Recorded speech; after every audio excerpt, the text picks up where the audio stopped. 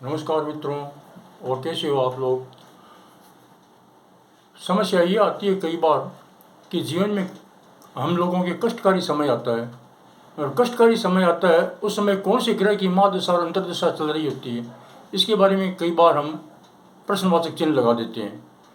तो देखिए, कुंडली के अंदर दूसरा भाव और सातवां भाव जो होता है ना, ये वैसे तो सातवां भाव वैसे तो जाया भाव है, पत्नी का भाव या अपने लाइफ पार्टनर का भाव होता है, लेकिन ये मार्केस का भाव भी होता है।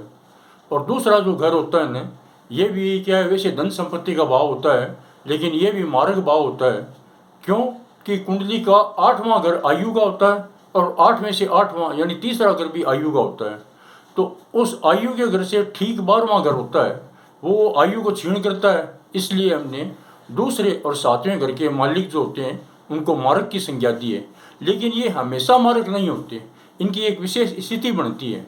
जब द्वितीय और सप्तमेश अल्पबली होते हैं, कमज़ोर होते हैं, और इनका संबंध षष्ठेश यानी छठे घर के अधिपति के साथ या 8वें घर के अधिपति के साथ में होता है, तब ये अपना मार्ग प्रभाव दिखाते हैं। मार्ग प्रभाव का यह मतलब नहीं कि जातक उस समय क्या है कि मृत्यु को प्राप्ति हो जाएगा, वह मृत्यु तुल्य कष्ट पाता है। ये एक स्थिति बनती है। दूसरी स्थिति ये बनती है कि जब कुंडली का 12वां घर और द्वितीय यानी दूसरा घर, इनके अधिपतियों की महादशा और अंतर्दशा परस्पर चलती है, उस समय भी जातक को मृत्यु तुल्य कष्ट होता है। इसी प्रकार से कुंडली का 8वां घर और छठा घर, इनके अधिपतियों की जब आपस में दशा और अंतर्दशा चलती है, उस समय भी जातक को मृत्यु तुल्य कष्ट होता है। उस समय जातक को भगवान शिव का त्र्यंबक मंत्र यानी लघु मृत्युंजय मंत्र जो होता है, मैं आपको बोल के बताता हूँ, वो आप सोमवार के दिन शिव जी पर जल चढ़ाते हुए कर सकते हैं। ओम जूम स मम पालिये पालिये स जूम ओम। फिर बोलता हूँ, ओम जूम स मम पालिये पालिये स जूम ओम।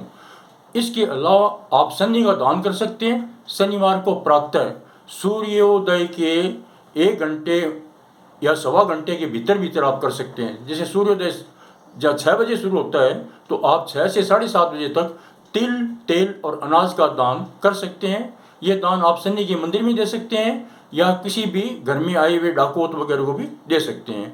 दूसरा एक सबसे उपाय बढ़िया है कि मंगलवार के दिन सूर्यास्त के बाद में गाय या सांड जो भी उपलब्ध होता है, उसको गुड़ रोटी जरूर दे। ये जो है ये एक रामबाण उपाय होता है जो मैं आपको बता रहा हूँ। अगर शाम के टाइम नहीं दे सकते मंगलवार को, तो दोपहर के 12 से लेकर के और 1:30 बजे के बीच के अंदर भी गाय को गुड़ और रोटी दे सकते हैं। आपने मेरे वीडियो को ध्यान से सुना है, ये जो मैंने बताई ये बातें, इनका अगर आप फॉलो करेंगे तो निश्चित रूप से आपको मृत्यु तुल्य से कष्ट से उबार हो जाएगा, यानी बच जाएंगे। धन्यवाद।